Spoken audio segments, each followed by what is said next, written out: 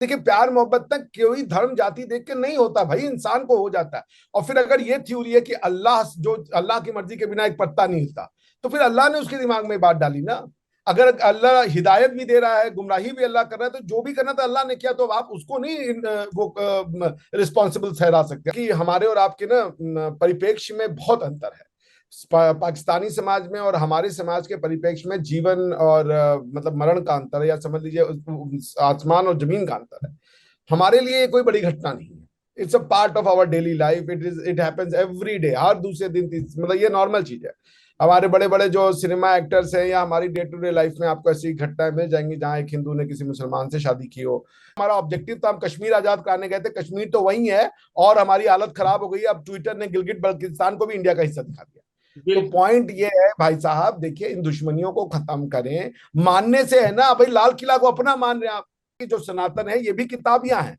तो आपकी किताब में जो है उसमें किताबिया से शादी अलाउड है। बिल्कुल। अगर हालांकि ये कि वन साइडेड है कि खाली जो मर्द है, और अगर औरत किताबिया है तो फिर आप शादी कर सकते हैं, लेकिन अलाउड है किताबिया से शादी। ठीक है ना। तो एक हिंदू जो है, जो सनातनी है, उसकी जो वेद है वो दुनिया की सबसे पुरानी किताब है भाई। उसके पुरानी कोई किताब, ये रिकॉर्डेड हिस्ट्री है ये। और वो लिखी गई तब जब लोगों को लिखना आया, इंसानों को। उसके पहले वो सुनी जाती रही है। ये जो कशकोल है, ये कशकोल आपकी अपने लोगों की किया धरा नहीं है, ये वही आइडेंटिटी क्राइसिस आपको कशकोल पकड़ाता है। क्योंकि आइडेंटिटी क्राइसिस में इकोनॉमिक्स नहीं करनी, बिजनेस नहीं करना, ट्रेड नहीं करना, एक ऐसी आर्म फोर्सेस बनानी है जिसका कि कोई पर्पज नहीं है सिवाय हमें इंडिया से लड़ने के लिए। वो लड़ाई नहीं हो रही तो उसको आपको खर्चा भी करना है, आपके पास नहीं है मेंटेन करने का उतना बड़ा। इंडिया तो है वो 54 अरब डॉलर खर्च कर देगा अपने डिफेंस के लिए, आप 5 अरब भी नहीं खर्च पाओगे आप। जी तो दोस्तों, मैं हूं सुहेब चौधरी और आप देख रहे हैं मेरा और आपका YouTube channel real entertainment TV. सबसे पहले आपकी मोहब्बतों का बहुत शुक्रिया कि आप मेरे काम को पसंद करते हैं, लेकिन अगर अभी तक किसी ने इस चैनल को सब्सक्राइब नहीं किया तो सब्सक्राइब कर दें ताकि हर आने वाली नई वीडियो आप तक पहुंच सके। कहते हैं everything is fair in love and war. अब इंडिया पाकिस्तान के दरमियान बहुत सी जंगें जहां पर हमने देखी हैं, वहां पर बहुत से मोहब्बत के वाकयात भी हैं। अभी खबर के मुताबिक पाकिस्तानी गर्ल सीमा हैदर है जो कि अपने लवर से मिलने वाया नेपाल जा पहुंची है भारत में अपने 4 बच्चों के साथ। इसी पर बात करने के लिए अभिषेक सर हमारे साथ मौजूद हैं। इनके साथ बात करेंगे और पूछेंगे कि ये कैसा मोहब्बत का वाकया है। पाकिस्तानी गर्ल है और इंडिया में गई है, इलीगल वे से गई है। और सेकेंडली मुस्लिम गर्ल है और खबर के मुताबिक जो सचिन है वो हिंदू है। बात करेंगे। अभिषेक सर, कैसे हैं आप? थैंक यू शोएब, हम बहुत अच्छे हैं। आपके सभी दर्शकों को गुड मॉर्निंग। आपको गुड मॉर्निंग। आप कैसे हैं?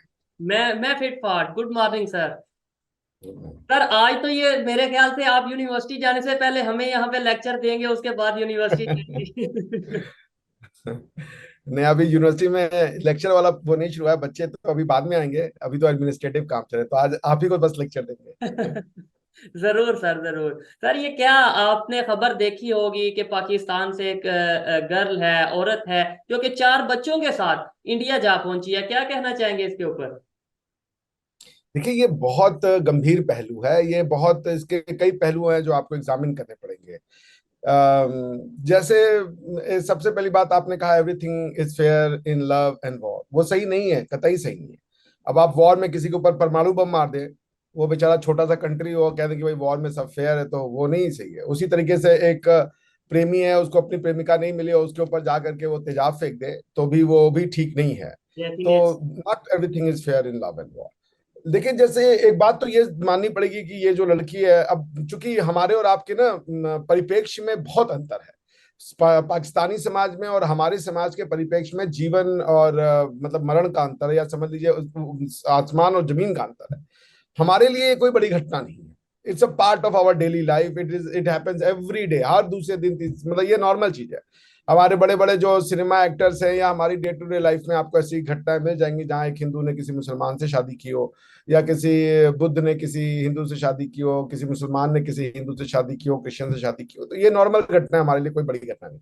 हाँ, इसमें एक ये जो सबसे बड़ी घटना इसमें है कि भाई वो 4 बच्चों के साथ वो लड़की जो है पहले दुबई गई, दुबई नेपाल आई और नेपाल से भारत आई। ये भाई बड़ी जबरदस्त उसकी डिटर्मिनेशन थी। हेड्स ऑफ टू उसको, डिटर्मिनेशन को। और अब चूंकि वो आ गई हैं, तो बाकी बातें अब उनके पति के साथ जो हुआ, चूंकि वो उनकी दूसरी बेगम थी, अब उस पे तो बात करना, उनके साथ भी गलत हुआ, उनकी वो जिस माहौल में रहते हैं उस हिसाब से तो वो जो कर रहे थे वो सही कर रहे थे, उनके साथ गलत ही हुआ। लेकिन अब चूंकि वो आ गई हैं तो फिर उनके जीवन की रक्षा करना और उनके सुनहरे भविष्य की और सुनहरे भविष्य की पूर्ति करना, ये तो अब सचिन का काम है, जो उनके नए पति हैं, शौहर हैं, जो भी कह ले। तो ये मैं इसको इसी देखता हूँ। देखिए, कई लोगों से मेरी कल बातचीत हुई, चर्चा पे हुई, तो उन्होंने कहा कि इस्लामिक दृष्टि से ये गलत है। तो देखिए, जब आप इस्लामिक दृष्टि की बात करते हैं पर आपकी समाज में इस्लाम के हिसाब से आप रहते नहीं है, आपने पार्लियामेंट बनाई हुई है। अगर आपको इस्लामिक दृष्टि से रहना है तो सबसे पहले अपनी पार्लियामेंट को बंद करें आप। क्योंकि इस्लाम के दृष्टि के हिसाब से कुरान एक मुकम्मल किताब है, उसमें सारे लॉज बन गए हैं, अब कोई लॉज को बनने की गुंजाइश नहीं है। जो फिक है वो खाली ये है कि अगर कोई लॉज है उसकी एप्लीकेशन में कुछ कंफ्यूजन है तो उसके लिए आपके पास एक जखीरा ऑफ फिक पड़ा हुआ है। जी जी। तो अगर आपको इस्लामिक समाज, जो लोग इस्लाम के समाज की दुहाई दे रहे हैं, उनसे कहें कि पहले वो पार्लियामेंट बंद करें, क्योंकि पार्लियामेंट का एक ही काम है और वो काम होता है लॉ बनाना। जब सारे लॉ मुकम्मल हैं तो फिर आपको क्या लॉ बनाने की जरूरत है? आप कोई जिरगा बना लें, कोई इस तरीके का पंचायत पंचायत टाइप से बनाएं जहाँ पे कि जो अगर कोई कंफ्यूजन है किसी कुरानिक या शरई लॉ को लेकर के, तो उसका इंटरप्रिटेशन करें। और अगर आपको पार्लियामेंट्री सिस्टम ऑफ लॉ चाहिए या पार्लियामेंट्री सिस्टम ऑफ डेमोक्रेसी चाहिए, जो भी इमरान खान के समर्थक हैं या जो भी नवाज शहबाज शरीफ के समर्थक हैं, अगर वो इलेक्टेड फॉर्म ऑफ गवर्नमेंट चाहते हैं तो पहले डेमोक्रेसी को समझिए आप। ये डेमोक्रेसी है, थियोक्रेसी नहीं है। अगर आपको डेमोक्रेसी चाहिए, थियोक्रेसी का उल्टा होगा डेमोक्रेसी। अब आप कहेंगे हमको डेमोक्रेसी भी चाहिए, हमको थियोक्रेसी भी चाहिए, तो ये तो वो बात हो गई कि हमको आग भी चाहिए और पानी भी चाहिए। ये नहीं हो सकता, असंभव है ये। तो ठीक। अगर आपको डेमोक्रेसी चाहिए तो लॉज फिर ह्यूमन मेड लॉज होंगे, मैन मेड लॉज होंगे। अगर आपको डेमोक्रेसी चाहिए तो जो आपका पार्लियामेंट्री लॉ है वो आपके सारे रिलीजियस लॉ से ऊपर का लॉ होगा। तो हमारे यहाँ जैसे देख ले, एक हिंदू सिवाय हिंदू के अलावा, हालांकि हमारे यहाँ कोई ऐसा वो नहीं था, लेकिन मान ले हिंदू किसी और हिंदू के अलावा हिंदू से शादी लड़का या लड़की नहीं कर सकती है। लेकिन हमारे यहाँ फिर पार्लियामेंट ने स्पेशल मैरिजेस एक्ट बनाए, उसमें यदि कोई मुस्लिम लड़की है और वो हिंदू लड़के से शादी करना चाहती है तो कर सकती है, कोई मुस्लिम लड़का है वो हिंदू लड़की से शादी करना चाहता है तो वो कर सकता है। दोनों को धर्म परिवर्तन की कोई आवश्यकता नहीं है। उनके बच्चे जो होंगे वो समाज में मान्य होंगे और वो जो उनके प्रॉपर्टी के अधिकार है उनको उस हिसाब से मिलेंगे। ठीक तो है। भाई आप दोनों तरफ की दुहाई मत दें। अब औरत की भी राइट सुने। अब आप औरत अगर मान लीजिए वो बेचारी तलाक देकर के खुला लेकर के भी आ सकती है, लेकिन अब मुझे कल पता चला कि मैरिज के कॉन्ट्रैक्ट में, चूंकि आपके यहाँ तो शादी एक कॉन्ट्रैक्ट है, इससे ज्यादा उसकी कोई वैल्यू नहीं है ना। तो कॉन्ट्रैक्ट का मतलब है कि दो पार्टी के बीच में एग्रीमेंट। अब एक आदमी ने अपनी एग्रीमेंट तोड़ दी, वो लड़की नहीं चाहती इस कॉन्ट्रैक्ट को कंटिन्यू किया जाए, तो क्या उसको अधिकार नहीं है कॉन्ट्रैक्ट तोड़ने का? तो भाई अधिकार है, वो उसका नाम है खुला। अब खुला में कॉन्ट्रैक्ट में ही ये बात डाल दी जाती है मैरिज के समय कि क्या पति अपनी पत्नी को खुला देना चाहता है, और पति अगर मना कर दे कि मैं अपनी पत्नी को खुला नहीं देना चाहता हूं तो उसका राइट्स भी ले गया। तो लॉज ऑफ कॉन्ट्रैक्ट का बेसिक प्रिंसिपल है कि यदि लॉ जो कॉन्ट्रैक्ट है, चूंकि ये तो रेडीमेड फॉर्मेट आता है ना, इसमें दोनों पार्टी अपना एग्रीमेंट तो करते नहीं, मुझे ये वाला क्लॉज चाहिए, मुझे ये चाहिए, वो तो रेडीमेड आता है, खाली साइन करना होता है उसमें।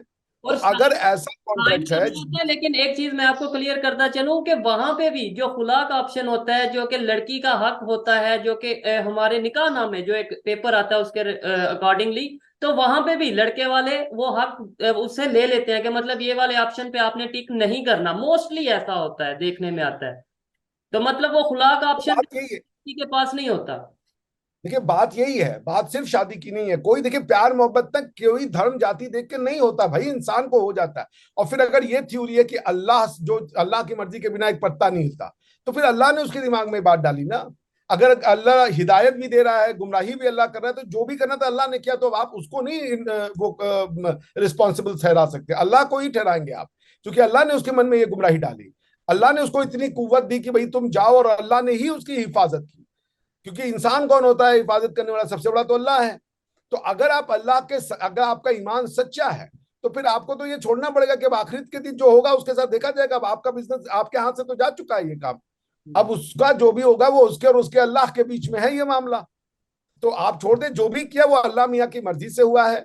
जो उनके हस्बैंड है उनके साथ जो गलत हुआ वो हमें सिंपैथी है, क्योंकि 4 बच्चे आए। अब सचिन और सीमा जी को हमारी बधाइयां। ईश्वर करे कि वो आगे के जीवन खुशी खुशी, अल्लाह करे ईश्वर करे कि खुशी खुशी बिताए। सर इधर एक सवाल ये उठता है, जो बेसिक मेरा ये टॉपिक को डिस्कस करने का मकसद ही ये था, जहां पे हमने ठीक है न्यूज को कवर किया, लेकिन सवाल ये उठता है कि पाकिस्तान में अगर किसी हिंदू लड़की को शादी के साथ शादी करता है कोई मुसलमान, तो उससे सबसे पहले मजहब चेंज करवाया जाता है। मोस्टली ये चीज देखने में आती है, आप भी न्यूज पे देखते होंगे, इवन पूरी दुनिया में भी ये कंसेप्ट मुसलमान के यहाँ है, हमारे यहाँ है कि भाई अगर आपने हिंदू लड़की से या किसी दूसरे मजहब से शादी करनी है, पहले मुसलमान किया जाए, फिर शादी की जाए या फिर रिलेशन बनाया जाए।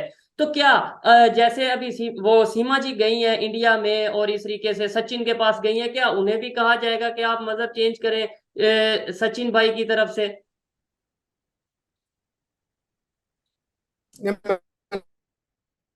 आप देखें, स्वरा भास्कर एक बहुत बड़ी फिल्म अदाकारा है, उन्होंने एक मुस्लिम से शादी की है। उन्होंने स्पेशल मैरिज एक्ट में की, ना उन्होंने अपना धर्म बदला, ना उनके हस्बैंड ने अपना धर्म बदला। हमारे यहाँ ये इसकी व्यवस्था है, अगर वो चाहे तो कर ले, ना चाहे तो करे, उनका। देखिए, हम फ्री सोसाइटी में रहते हैं, आपको समझना पड़ेगा।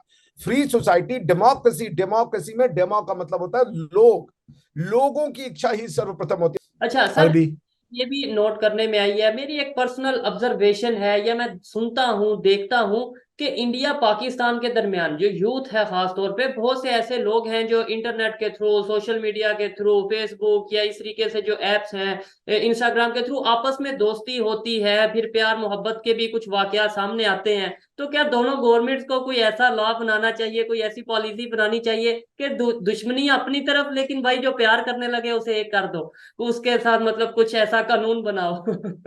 हमारे यहाँ तो है, और हमारे यहाँ से कई ऐसे इंसिडेंट हुए हैं। रीना रॉय मोहसिन खान के लिए आ गई थी पाकिस्तान।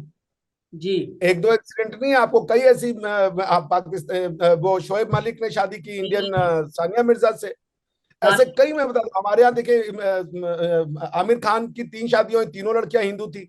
फरहान अख्तर जो कि जावेद अख्तर के बेटे, उनकी 2 शादियां हुई, दोनों लड़कियां हिंदू हैं। उन्होंने एक को डिवोर्स दिया, वो भी हिंदू थी। अभी जो फरहान, जो शिवानी दांडेकर के साथ शादी की, वो भी हिंदू है। हम इसको देखते नहीं हिंदू मुसलमान की नजरों से।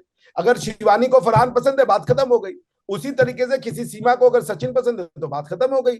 अगर आप इसको देखते हैं, आप हमारे यहाँ देख लें, वो प्रियंका चोपड़ा है, उन्होंने निक जोनास से शादी की, कितना सुंदर लगा। क्रिश्चियन विधि से भी शादी हुई, हिंदू विधि से भी शादी हुई, दोनों को कोई ऑब्जेक्शन नहीं था। देखिए, ऐसा है आपके यहाँ भी, मेरा जो सीरियन दोस्त था, उससे मेरी बातचीत हो रही थी, तो वो ये बोला, यार ये सिर्फ पाकिस्तानियों में है, तुम सीरिया और अरब, तुम सीरिया और इस तरह की कंट्रीज में आओ, जॉर्डन में उतना नहीं देखते हैं। वो बोले हमारे, चूंकि उनको ये नहीं पता था कि जो सनातन है ये भी किताबियां हैं। तो आपकी किताब में जो है, उसमें किताबिया से शादी अलाउड है। बिल्कुल। अगर हालांकि ये कि वन साइडेड है कि खाली जो मर्द है, और अगर औरत किताबिया है तो फिर आप शादी कर सकते हैं, लेकिन अलाउड है किताबिया से शादी। ठीक है ना? तो एक हिंदू जो है, जो सनातनी है, उसकी जो वेद है, वो दुनिया की सबसे पुरानी किताब है भाई। उसके पुरानी कोई किताब, ये रिकॉर्डेड हिस्ट्री है ये। और वो लिखी गई तब, जबकि जब लोगों को लिखना आया इंसानों को, उसके पहले वो सुनी जाती रही है।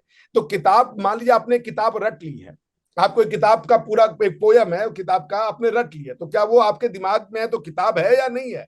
वो भी तो किताब ही है ना आपके दिमाग में, कि किताब सिर्फ पन्ने पे जब छपेगा तभी किताब है। तो ये बात सोचने वाली है कि आपको ये समझना पड़ेगा कि चूंकि उस सोसाइटी में नहीं पता था कि वेद करके किताब लिखी हुई है, उसके ऊपर उपनिषद जैसी कमेंट्रियां लिखी हुई हैं। बड़े बड़े, आप देख ले, अमेरिकन साइंटिस्ट ने उपनिषद को, कार्ल सगान को पढ़ ले, आप ओपेनहाइमर को पढ़ ले, जितने वेस्टर्न साइंटिस्ट है उन्होंने कोट किया है भाई उपनिषद को, कि ये फिलोसफी बहुत डीप फिलोसफी है। तो अगर किताबिया वाली बात होती है, तो हम भी तो we are the people of, जैसे मेरे किसी दोस्त ने बड़ा अच्छा बोला, हमसे किसी क्रिश्चियन ने पूछा कि तुम्हारी कौन सी किताब है, वी हैव अ बुक। तो मेरे दोस्त ने बड़ा अच्छा कहा, वो भी क्रिश्चियन था, उसने कहा कि we are not people of book, we are people of library. India के पास लाइब्रेरियां हैं, किताब जाके देखो। खिलजी ने जिस नालंदा विश्वविद्यालय को चलाया, हमारी हजारों सैकड़ों किताबें चला दी, उसके बाद भी हमारी किताबें मौजूद हैं। तो मेरा ये कहने का मतलब है, देखिए हम लोग एक लोग हैं, हमारी खमीर एक है। अभी हम हसन निसार साहब ने हमारे डीएनए को गाली दे दी, तो सब लोगों ने कहा, क्योंकि हसन निसार साहब तो यही कह रहे थे ना कि भाई ये तो इनका, ये तो कन्वर्टेड है, मुंह मत खुलवाओ। वो यही कह रहे थे कि मेरा मुंह मत खुलवाओ। अभी ये जो जो 25 करोड़ इधर, 25 करोड़ उधर, ये 75 करोड़ में से 5-6 करोड़ बाहर के होंगे, वो भी बहुत ज्यादा नंबर है, उतने लोग नहीं थे। लेकिन उन्होंने कहा मुंह मत खुलवाओ, ये सारे इनका भी पर दादा परदादा के पीछे जाओगे, पता चल जाएगा कौन है ये इनका डीएनए। तो यही कह रहे थे ना कि आप हिंदू से कन्वर्टेड हो। अब ये बात अलग है कि आप क्या सभी अराई हो या सभी बाहरी से आए हो, कोई अगर देश में ना हो तो बात अलग है कि भाई पूरा पंजाबी खाली था, सब के सब सेंट्रल एशिया और अरब से आ गए तो बात खत्म है। लेकिन अगर आप देखेंगे कि हम लोग एक हैं, तो क्या ऑब्जेक्शन है किसी को? ठीक है, खुशी खुशी जबरदस्त। रहते। बिल्कुल इंसानियत के हवाले से बात करनी चाहिए, ह्यूमैनिटी को प्रमोट करना चाहिए। हिंदू, मुस्लिम, सिख, ईसाई, ये सब अपनी जगह है, इसे पर्सनल रखना चाहिए। लेकिन जहाँ एग्जैक्टली। की बात आती है वहां पे हमें एक एज ए ह्यूमन बीइंग चलना चाहिए। सर थोड़ा सा हम बात करेंगे खालिस्तान के हवाले से। कुछ दिन पहले, कुछ मंथ पहले इंडिया में खालिस्तान के हवाले से बड़ी खबरें गर्म थी। अभी कनाडा, यूके में बहुत सी खबरें आती हैं, आए दिन डेली बेसिस पे खालिस्तान के हवाले से, खालिस्तान मूवमेंट के हवाले से खबर आती है। आप क्या कहना चाहेंगे इसके ऊपर? ये खालिस्तान मूवमेंट को आप कैसे देखते हैं?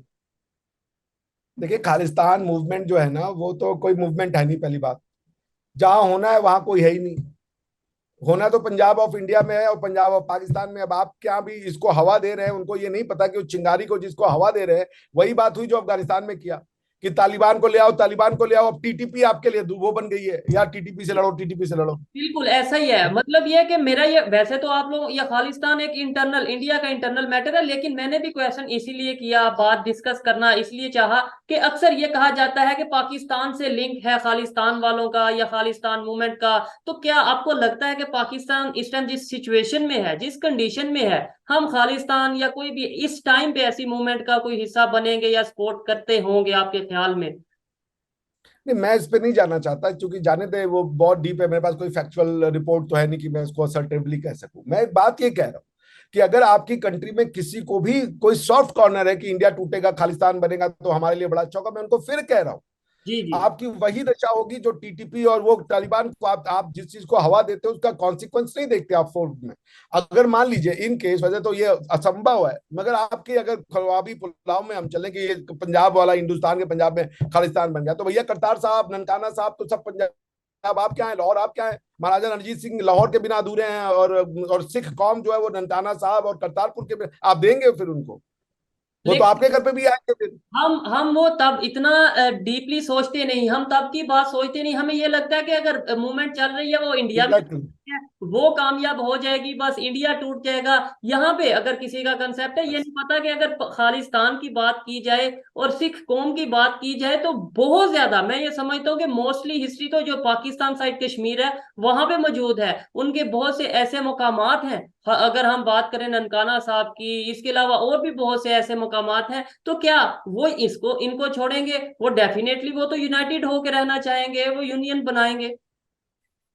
वही तो, अब मैंने आपको उसका एनोलॉजी दे दिया ना। आपने तो तालिबान की सपोर्ट कर दिया अफगानिस्तान में, फिर टीटीपी से क्यों लड़ रहे? फिर give the TTP a free run to come to Punjab ना, कम टू पाकिस्तान ना। टीटीपी को आप अगर, जैसे हम हैं अमेरिका में, डेमोक्रेसी का समर्थन करते हैं। हम डेमोक्रेसी का सारी दुनिया में समर्थन करते हैं, जहां फ्री फेयर इलेक्शन हो, फ्री सोसाइटी हो। तो हम अपने यहाँ भी वही करवाते हैं। हम अगर अपने यहाँ कुछ और चाहें और दुनिया में कुछ और चाहें तो फिर दिक्कत होती है ना। तो खालिस्तान मूवमेंट कुछ है नहीं, ये चंद लोग हैं। उनसे ज्यादा हमारे सिख भाई बहन पेट्रियोटिक है। भारत में सबसे ज्यादा जो हमारे, जो कुर्बानी देने वालों में सिख भाई बहन है हमारे। और आप देख लें ये बंदा बहादुर, या कितनी स्टोरी है मुगलों का, जितना भी ज्यादा वो क्या कहते हैं, कहर झेला हमारे सिख भाइयों ने झेला। उनके मतलब होते तो हिंदू से ही कन्वर्ट थे, लेकिन फिर वो सिख बन जाते थे लड़ने के लिए, धर्म की रक्षा के लिए। तो मैं आपसे क्या कह रहा हूँ कि आप मुगलों को भी अब सपोर्ट करोगे, मुगल अपने को कहोगे हम मुगलों के वारिस हैं, और उसके बाद आप जाके खालिस्तान का भी सपोर्ट करोगे, कहोगे कि सिख सिख आइडेंटिटी का पूरा जो बेस है वो मुगल से लड़ने का है। हर आप सिख से पूछे, वो चौड़ में बोलेगा हमने मुगलों को तो मार के भगाया, तो तुम कौन है? उसकी अगर आइडेंटिटी एंटी मुगल है और आपकी आइडेंटिटी प्रो मुगल है, आप कैसे सपोर्ट करो फिर अपने घर में? आप, दिक्कत है कि यू हैव नो एनार्को। जो आपके यहाँ पे सोचने वाले लोग हैं वो सोचते ही नहीं है। वो नहीं सोचते भाई, सिख का मतलब जाके तो पूछो कि मुगलों के बारे में क्या राय है उनकी। वो तो मुगल को अपना जानी दुश्मन मानते हैं, उनके सारे गुरुओं की हत्या मुगलों ने की है। और आप सिखों का समर्थन कर रहे हो कि इंडिया टूट जाएगा, इंडिया टूट जाएगा। अरे भाई, जब वो फोर्स में आएंगे तो फिर आपके घर में आएंगे वो सबसे पहले। और उन्होंने अगर मुगलों की बैंड बजा दी तो आप कौन है फिर? मुगल से ज्यादा, सेंट्रल एशियन से ज्यादा खतरनाक तो आप नहीं है ना। आपके तो हाथ में एक विक्ट्री नहीं है अभी तक। आप तो सिर्फ you are basking in the glory of a borrowed victory. अरबों की फुतवाहत अपने जन्म में, तुर्कों की फुतवाहत अपने जन्म में। और कोई आपसे पूछे भाई आपने क्या जीता है पाकिस्तान बनने के बाद? 4 वॉर हुई, चारों हारे आप।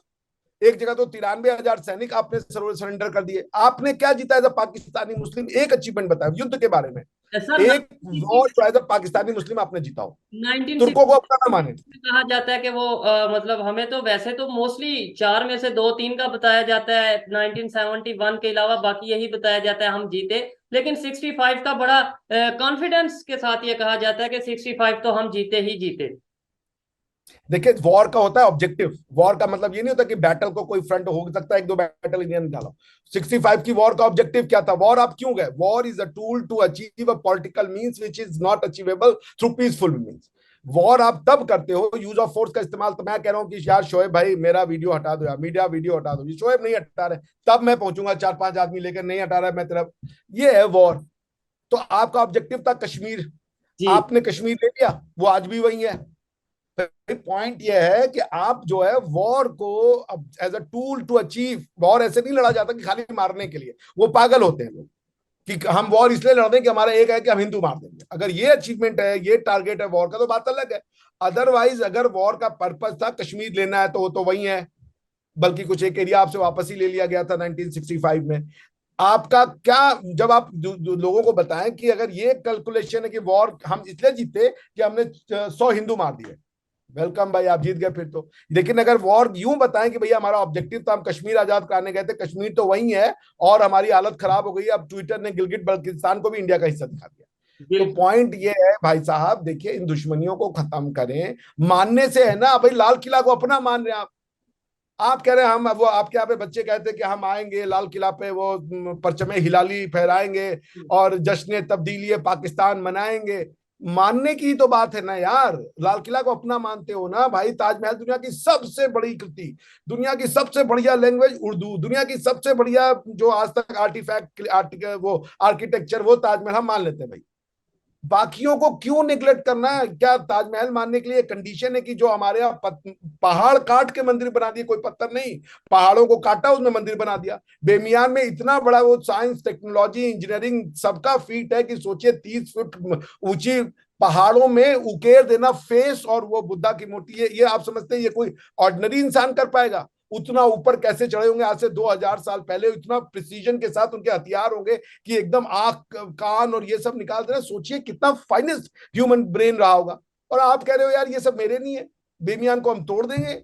ये है आपका। अभी आपके जो एससीओ में आपके मिनिस्टर साहब कहते हैं, उन्होंने कहा था बुद्धिस्ट हेरिटेज भी हमारा है। तो बुद्धिस्ट हेरिटेज अगर आपका है तो आप कैसे इन चीजों को अपना नहीं कहेंगे जो इंडिया में बड़े बड़े बुद्धा के मूर्ति हैं या बुद्धा के मंदिर हैं। जरा जापान में जाके देखिए हिंदुओं के प्रति क्या उनका सम्मान है। जापान के लोग हिंदुओं को अपना गुरु मानते हैं, क्योंकि जापानीज जो बुद्धिज्म है, शैंटोइज्म और बुद्धिज्म, उनके सारे गॉड वो हिंदू गॉड से। मैं आपको ऐसे वीडियोस भेजूंगा, जापानी बनाते हैं। हमारे यहाँ रामायण का जो सबसे पहले वो बनाया गया था, क्या नाम है, एनिमेटेड सीरीज, जापानीज में बनाया।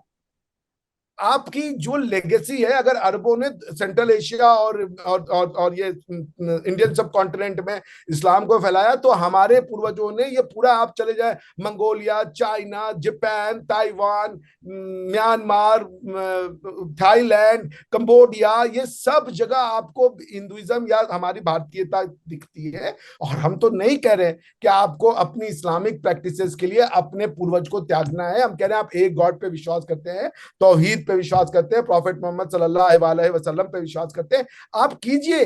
मगर अपनी कल्चर को क्यों वो देना? बिल्कुल अगर मोहनजोदाड़ो आपका है, अगर बुद्धिज्म आपकी हेरिटेज है, जो आपके आपके मिनिस्टर ने बोला एससीओ समिट में, एससीओ में तो ज्यादातर बुद्धिस्ट थे। चाइनीज का पूरा जो कल्चर है वो बुद्धिस्ट, वो हमसे लड़ते इसीलिए हैं क्योंकि चाइनीज जो हैं वो एंटी रिलीजियस लोग हैं, तो उन्होंने बुद्धिस्ट लोगों को मार के भगाना शुरू किया। जैसे वो इस्लाम की मस्जिदें तोड़ते हैं, चर्च तोड़ते हैं, उसी उन्होंने उनके खिलाफ भी एक्शन लिए। तो आपसे हम इतना कह रहे हैं, अपनी हेरिटेज स्वीकार कर लीजिए, सारी लड़ाई खत्म। आप बनिए मुसलमान, इस्लाम आपको ईश्वर करे, अल्लाह करे, आप इस्लाम के थ्रू जन्नत जाएं। लेकिन आज आप खुद ही मुनाफकत ना करें। आप जो है शरिया वाला जो है पूरा शरिया लेते नहीं है, आप क्रिमिनल शरिया लॉ आपने हटा दिया है, संसार आप करते नहीं हैं। आप जो लॉ ऑफ कॉन्ट्रैक्ट है वो आपका चलता है ब्रिटिश वाला, पीनल कोड आपका ब्रिटिश वाला चलता है। आपको सिर्फ और सिर्फ फैमिली लॉ में शरिया चाहिए, तो वो तो, और आपको डेमोक्रेसी भी चाहिए, आपको वो भी चाहिए पार्लियामेंट। पार्लियामेंट का काम है लॉ बनाना, लॉ की जरूरत है अब आपके हिसाब में, जब एक सारे लॉ बन चुके हैं। शरिया लॉ को हम शायद इसलिए इम्प्लीमेंट नहीं करते या करना चाहते क्योंकि लॉ इस्लामी कानून के मुताबिक अगर कोई चोरी करता है तो उसका हाथ काट दिया जाता है या काट दिया जाना चाहिए सजा के तौर पे। ऐसे तो फिर पाकिस्तान के शायद मोस्टली पॉलिटिशियन हमें हाथ के बगैर नजर आएंगे। ये मेरे लिए बड़ी अफसोस वाली बात है, तो शायद इसलिए हम ये लॉ नहीं इम्प्लीमेंट कर सकते। भाई आप ये सोचिए, सबसे पहले तो आपने उर्दू कह रहे हैं कि उर्दू पाकिस्तानी भाषा है। उर्दू में 80% लैंग्वेज जो है, वर्ड जो है वो संस्कृत के हैं। वो आप स्क्रिप्ट खाली लिखते हो अरबिया की, आपने तो भाषा ही तोड़ ली। आपके तो पूरे लोगों की हाथ गर्दन कट जाएगी इस हिसाब से। किसी की भाषा चोरी कर लेना कल्चरल अप्रोप्रिएशन है भैया। पूरी भाषा ही चोरी कर ली आपने। आपकी भाषा पंजाबी है यार, फॉर गॉड सेक। आपकी मादरी जबान तो पंजाबी है ना, कि आप वो नहीं कहोगे कि हमारी मादरी जबान पंजाबी है। पंजाबी आप पढ़ा नहीं हो, भाषा किसी और को चोरी किया आपने। आपके यहाँ पे जो मुस्लिम शादी मैंने अटेंड किया है, वहां पे बड़े वो 1-2 घंटे का होता है वो शादी। वो जी गए, कबूल है कॉन्ट्रैक्ट साइन की, चलो भाई जाओ। और शादी के एक दिन बाद वलीमा दिया जाता है, जिससे जी ये होता है कि भाई कंसेप्ट ये था कि अगर आपने किसी वुमेन के साथ सोहबत की है और वो सोहबत आप दुनिया को बता रहे हो, तो फिर आप वलीमा दोगे कि वो आपकी वाइफ है। अदरवाइज अगर माले गनीमत है तो फिर आपको वलीमा देने की आवश्यकता नहीं होती है। ठीक है ना। तो पॉइंट ये है कि जब आप शादियां करते हो, 3-3 दिन तक हल्दी चल रही है, मेहंदी हो रही है, संगीत हो रहा है, ये साला ये इस्लामी तरीके से शादी हो रही है। खुदा का खौफ करें, कुछ तो सोचें। आप लोग बैठे भाई, अंदर सोचें, झांके अपने आप को।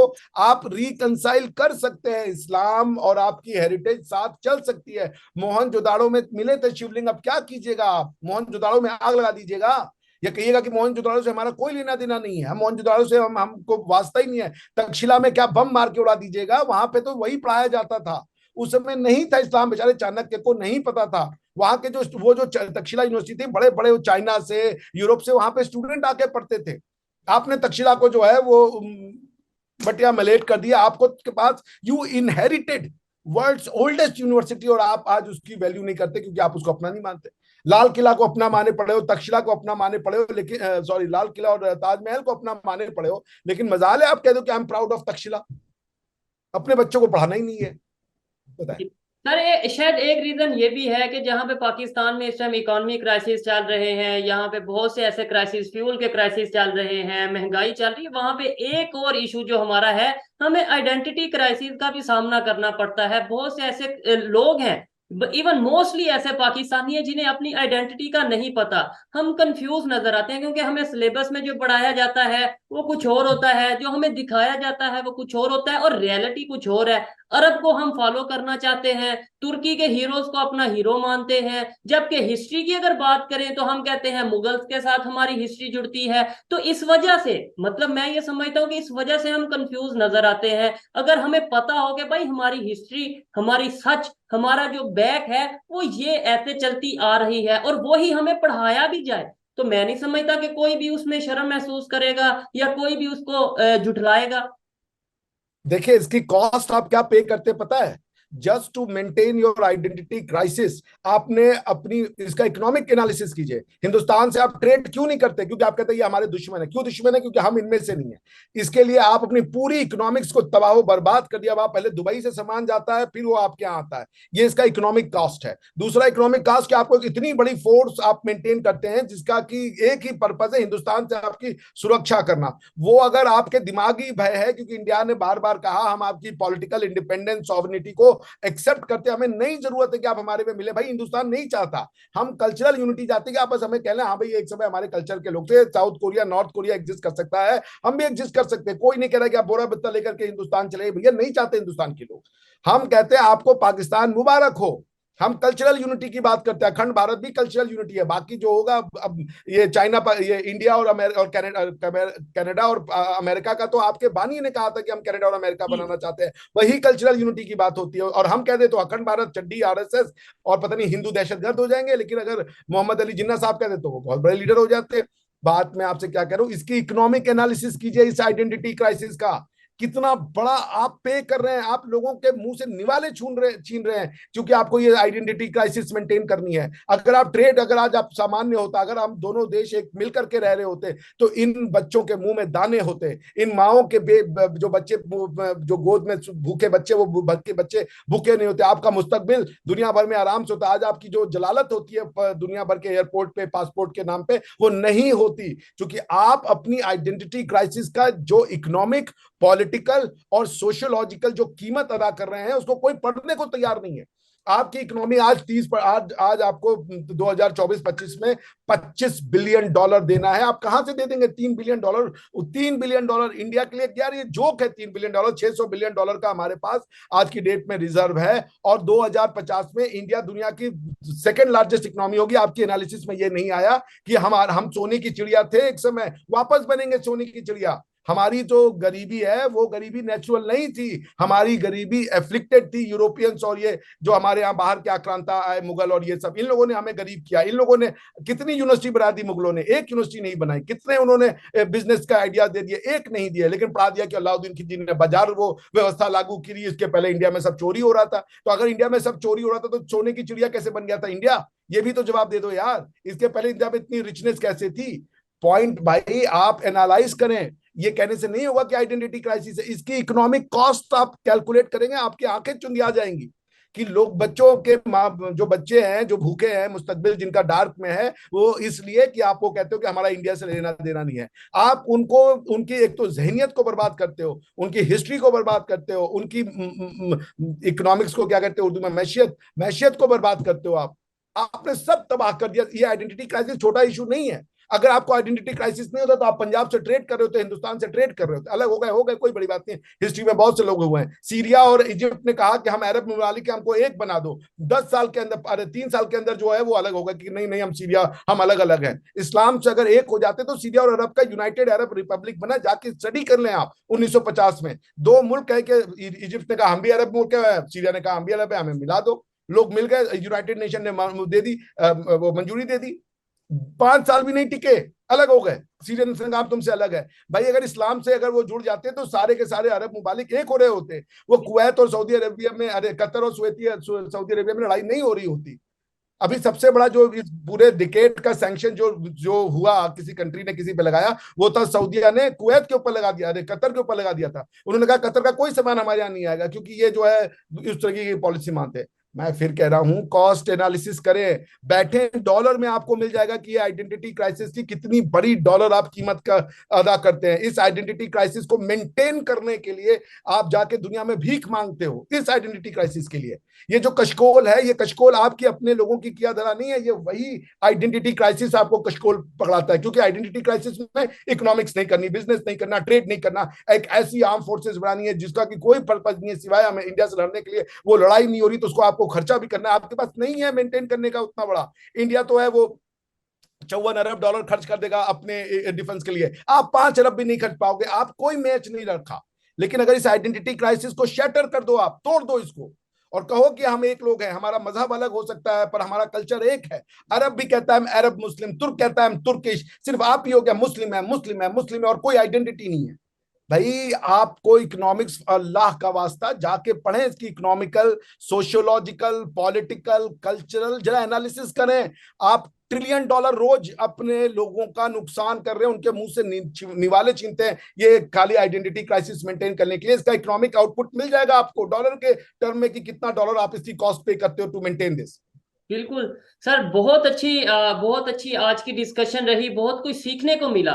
लेकिन लास्ट में पाकिस्तान से कुछ लोग जो अगर मुझे देख रहे हैं, उनसे ये सादा से 2-3 सवालात करना चाहूंगा कि अगर हमें सच हिस्ट्री बता दी जाए तो उसमें क्या हर्ज है? अगर इंडिया पाकिस्तान के दरमियान ट्रेड हो जाए तो क्या हमारे यहाँ पे जो क्राइसिस हैं, एक तो आइडेंटिटी क्राइसिस का भी इशू सॉल्व हो सकता है, उसके अलावा इकोनॉमी क्राइसिस का इशू भी सॉल्व हो सकता है, उसके अलावा हम अपने नेबर के साथ मिलकर बहुत कुछ बेहतर कर सकते हैं। ये 2 क्वेश्चन अगर एक आम से इंसान को समझ आ रहे हैं, अगर मुझे समझ आ रहे हैं कि भाई हमें खिलाया जा रहा है, हमें जानबूझ के एक साजिश के तहत, और ये साजिश कोई यूएस, कोई इंडिया, कोई इसराइल नहीं, ये हमारे अंदर से ही लोग कर रहे हैं जो कि हमें इंडिया के नाम से मुतरफर करते हैं। और आज इंडिया को पाकिस्तान की जरूरत नहीं है, ये मैं बात 100% कंफर्म कह सकता हूं। अगर जरूरत है तो पाकिस्तान को है इंडिया के साथ तल्लुकात बेहतर करने की। नो डाउट कहीं ना कहीं फायदा इंडिया का भी होगा अगर इंडिया पाकिस्तान के रिलेशन बेहतर होते हैं कुछ ना कुछ,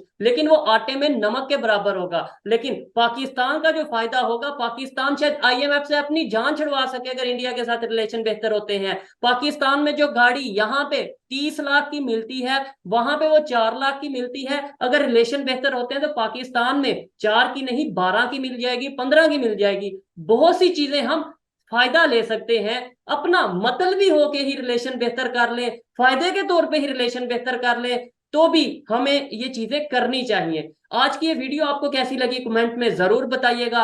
और नेक्स्ट हम किस गेस्ट को अपने इस प्रोग्राम में रिक्वेस्ट करेंगे वो पार्टिसिपेट करें, ये भी आप बता सकते हैं। मिलते हैं नेक्स्ट वीडियो में, तब तक के लिए पीस आउट, अल्लाह हाफिज।